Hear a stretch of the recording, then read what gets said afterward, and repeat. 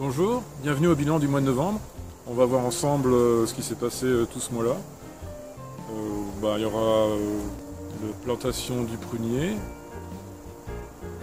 On va voir aussi la courgette, enfin les courgettes, les deux qui sont restées vivantes jusqu'au mi-novembre. Et puis un petit peu de récolte. C'est parti mon kiki! On commence par la plantation des fraisiers sur la petite butte. J'écarte un peu le paillage des feuilles. En tout, il y en a 6 sur la toute petite butte qui fait 1 mètre sur 1,50 m. Et on vérifiera de temps en temps s'il n'y a pas de feuilles qui recouvrent les pousses durant l'hiver. Cet été, normalement, on pourra multiplier les fraisiers. Et on essaiera aussi de planter des oignons sur cette butte. On a réussi à prendre en vidéo le petit rouge-gorge qui nous suit tout le temps dès qu'on sort. Et en parlant d'oiseaux, comme ils commençaient à enlever les feuilles sur les côtés des buttes, sur le dessus ça allait, ça marchait bien. On a remis des branches de dahlia qu'on avait coupées il n'y a pas longtemps pour l'hiver. Ensuite, quand on va au potager, on a récolté un peu de carottes. Et en fait, on les a toutes arrachées parce que à partir de semis, ça n'a pas fait vraiment de belles carottes. Et la prochaine fois, je le ferai vraiment à partir de graines de carottes. Et on en a gardé une justement pour faire un porte-graines qui, elle, a bien résisté.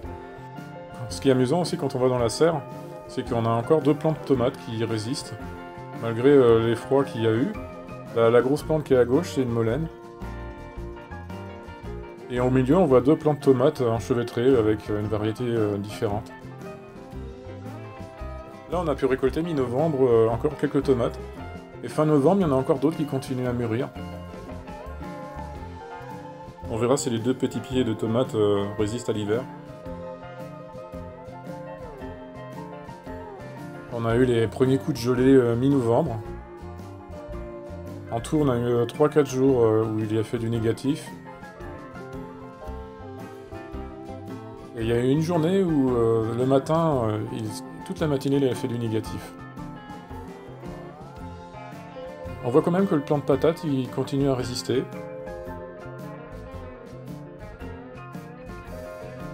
Mais par contre, là, ça a achevé les courgettes. En fait, c'est le 18 novembre que les courgettes, elles sont mortes.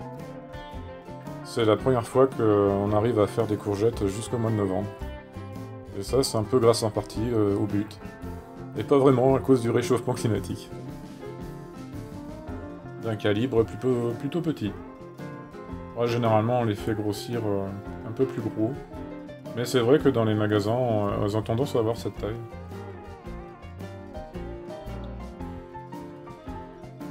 Et après, ce que je fais, c'est que je récupère les plants, je les arrache même pas, ou je les enlève même pas. Je les mets directement sur la butte. Et je les aplatis un peu, et puis comme ça, on va pouvoir remettre par-dessus des feuilles.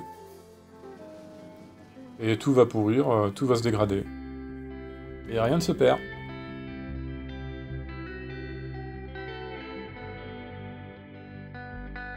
L'été prochain, on va intervertir, on va mettre à la place les tomates, et là où il y avait les tomates, on va mettre les courgettes. Normalement, ce sera mieux au niveau d'exposition soleil.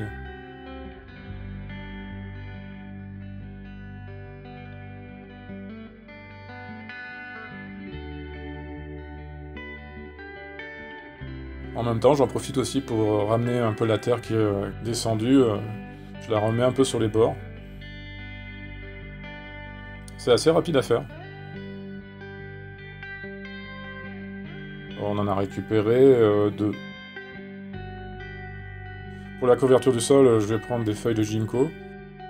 Comme on a vu sur la vidéo sur le ginkgo, elles sont assez riches. Et ça permet de bien régénérer le sol. Et je vais en mettre aussi sur la parcelle des courgettes. Maintenant, on voit la deuxième variété de betterave. Je l'avais pas encore récoltée, celle-là. C'est des betteraves qui sont rouges et blanches. En fait, ça fait des anneaux rouges et blancs quand on les coupe.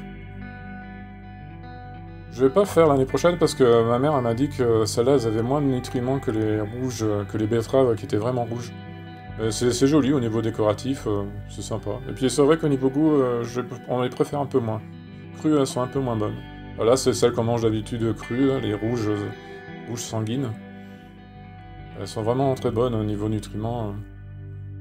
Et puis j'en profite pour enlever les queues. Bah, je sais qu'on peut les manger, on en a goûté une fois, mais on trouve ça un peu trop amer.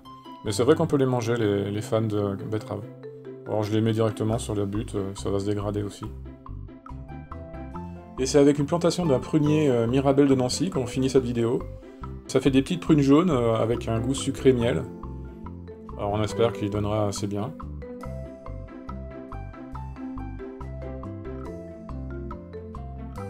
Au niveau du volume du trou, c'est à peu près un cube de 50 cm. Bon, on a de la chance, notre terre elle est sablonneuse. Et au bout de 40 cm, on commence à arriver sur la couche de sable. Je vérifie la hauteur avant de sortir le pot.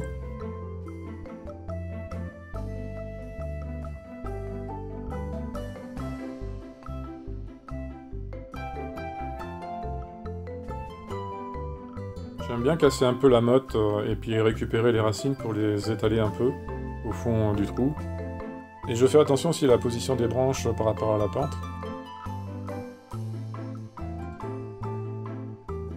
Pour reboucher le trou, j'utilise les mottes en premier, avec l'herbe qui est accrochée dessus. Je les retourne et puis j'essaye de les casser un peu avec la bêche. Et comme ça va faire un petit peu d'azote quand ça va se décomposer.